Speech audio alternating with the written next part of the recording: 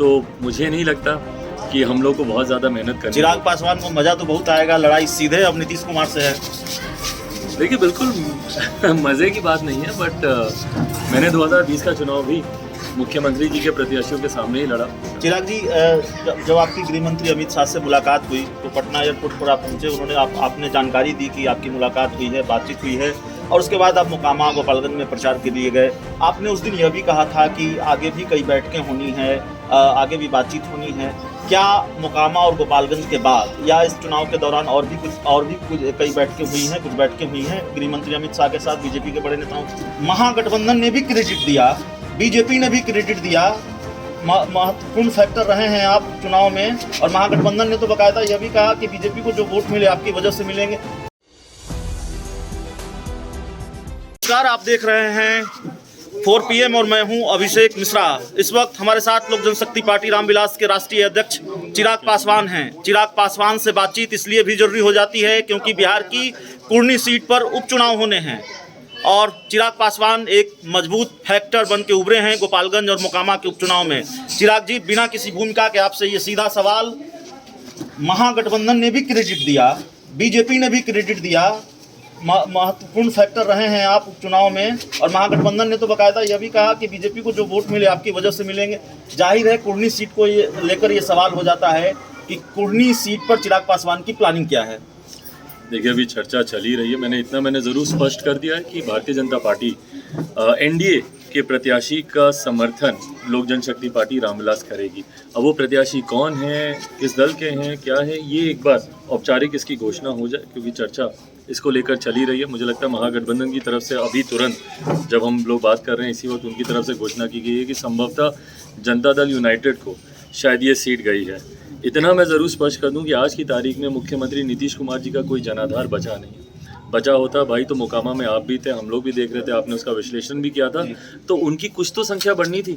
78,000 पे थे, 79,000 आया और महज 700-800 वोट बढ़ा, तो क्या सिर्फ 800 ही वोट रह गया मुख्यमंत्री नीतीश कुमार जी का? तो ऐसे में जब कुढ़नी में जब मुख्यमंत्री नीतीश कुमार जी की पार्टी लड़ेगी, जनता दल यूनाइटेड लड़ेगी, तो मुझे नहीं लगता कि हम लोग को बहुत ज़्यादा मेहनत करनी। चिराग पासवान को मज़ा तो बहुत आएगा, लड़ाई सीधे अब नीतीश कुमार से है। देखिए बिल्कुल मज़े की बात नहीं है, बट मैंने 2020 का चुनाव भी मुख्यमंत्री जी के प्रत्याशियों के सामने ही लड़ा, और मुझे खुशी होती है जब उनकी पार्टी के नेता और उनके राष्ट्रीय अध्यक्ष चिराग मॉडल का जिक्र करते हैं और बोलते हैं कि भैया चिराग मॉडल की वजह से हम लोग की हार हुई, हम लोग तीसरे नंबर की पार्टी बने। तो कहीं ना कहीं वो इस बच्चे को एक्नॉलेज तो कर रहे हैं कि इस बच्चे में इतनी ताकत है कि उनकी पार्टी के प्रत्याशियों को हरा दिया, उनको तीसरे नंबर की पार्टी बना दिया। इस बार कुर्नी में भी यही देखने को मिलेगा, इनके प्रत्याशी की हार, और ख़ासतौर पर इस घोषणा के बाद।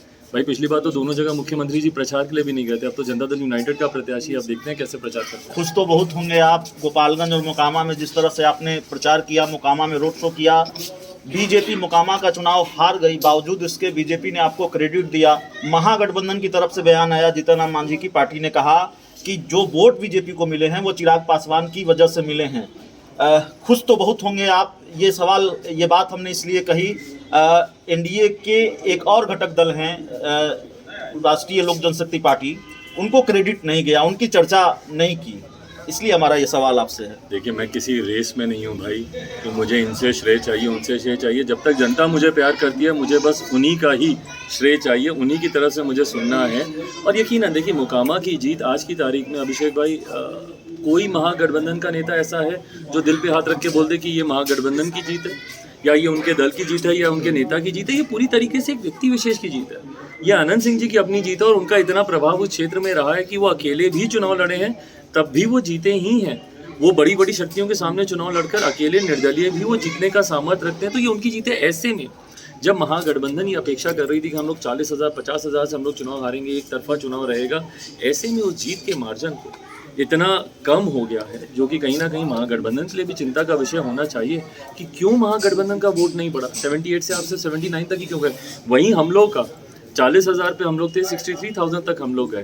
तो यकीनन ये कहीं ना कहीं जो अलायंस है हम लोग का, लोक जनशक्ति पार्टी रामविलास या भारतीय जनता पार्टी का, इस चुनाव में असरदार रहा है और आगे भी रहेगा। चिराग जी, जब आपकी गृह मंत्री अमित शाह से मुलाकात हुई तो पटना एयरपोर्ट पर आप पहुंचे, उन्होंने आपने जानकारी दी कि आपकी मुलाकात हुई है, बातचीत हुई है, और उसके बाद आप मोकामा गोपालगंज में प्रचार के लिए गए। आपने उस दिन यह भी कहा था कि आगे भी कई बैठकें होनी है, आगे भी बातचीत होनी है। क्या मोकामा और गोपालगंज के बाद या इस चुनाव के दौरान और भी कुछ कई बैठकें हुई हैं, कुछ बैठकें हुई हैं गृह मंत्री अमित शाह के साथ, बीजेपी के बड़े नेताओं के साथ? जी बिल्कुल, मेरी भाजपा के बड़े नेताओं से बातचीत निरंतरता में चल रही है। जैसा मैंने कहा कि अभी ये समर्थन है हमारा उपचुनाव को लेकर, पर गठबंधन पे कोई भी फैसला होने से पहले कई और विषय हैं जिस पे एक क्लैरिटी आनी ज़रूरी है। तो इस बीच में भी मेरी बातचीत चल रही है। बट हाँ, इस बीच में हिमाचल के भी चुनाव हैं, दिल्ली एमसीडी के चुनाव हैं, गुजरात के चुनाव हैं और उन सारी जगह भाजपा भी व्यस्त है, मेरा भी ध्यान इन सारी जगह थोड़ा केंद्रित है।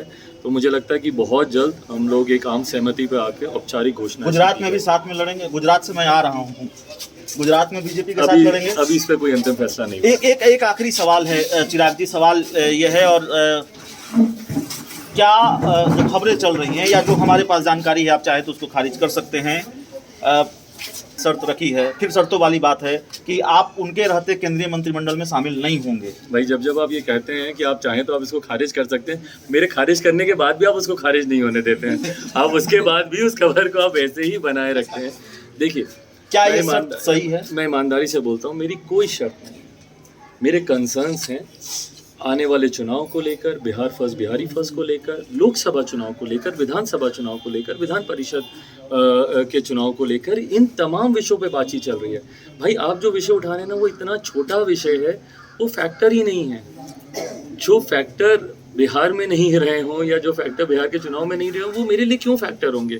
उनको लेकर मेरी कहीं कोई चर्चा नहीं चल रही है। उनका भारतीय जनता पार्टी, उनके अपने संबंध है, क्या करना नहीं करना वो फैसला वो लोग आपस में लेंगे। मेरे लिए चर्चा के बीच में ये विषय ही नहीं है चर्चा के। नीतीश कुमार सबसे बड़े दुश्मन है चिराग पासवान के, और लड़ाई उन्हीं से होगी सिर्फ। मैंने शुरू से इस बात को मेंटेन किया। दुश्मन भाई बहुत बड़ा शब्द है, सियासी दुश्मन, पॉलिटिकल। हाँ बिल्कुल, पॉलिटिकल मेरे उनसे बहुत मतभेद हैं, और वो थे और वो हैं और वो रहेंगे। मैं उनमें से नहीं हूँ कि आज नो एंट्री बोलूँ और कल जाके उनको अपने साथ ले लूँ। ना मैं उनमें से हूँ कि बोलूँ कि 15 साल पहले का बिहार देखो क्या था और आज उन्हीं के साथ मैं सरकार बना लूँ। मैं उनमें से नहीं हूँ। मैंने जो बात शुरू से कही, मैं उसी बात पे आज भी कायम हूँ। मुख्यमंत्री जी की नीतियों की वजह से बिहार बर्बादी की कगार पे पहुंचा है। जिम्मेदार मुख्यमंत्री तेजस्वी यादव ने अपनी सिटिंग सीट नीतीश कुमार को दे दी पूरी। अब ये वही बताएंगे क्यों। तो चलिए, हमारे साथ लोक जनशक्ति पार्टी रामविलास के राष्ट्रीय अध्यक्ष चिराग पासवान थे, और जाहिर तौर पर कई सवाल बिहार की राजनीति से जुड़े हुए, बिहार उपचुनाव, कुढ़नी उपचुनाव से जुड़े हुए कई सवाल और उन सवालों पर बातचीत। इस इंटरव्यू में इतना ही। बहुत बहुत धन्यवाद।